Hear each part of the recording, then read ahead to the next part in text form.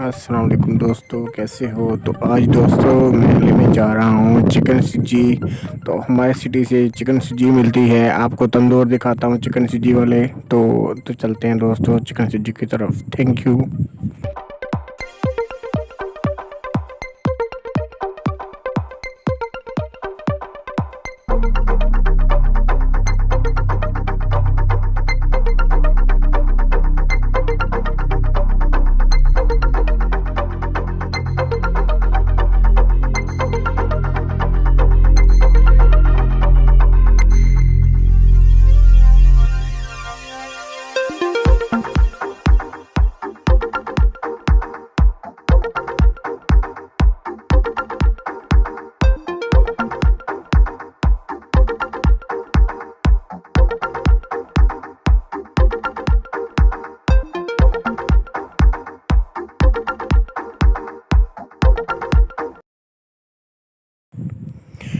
ये आ गया है चिकन सब्जी का पॉइंट।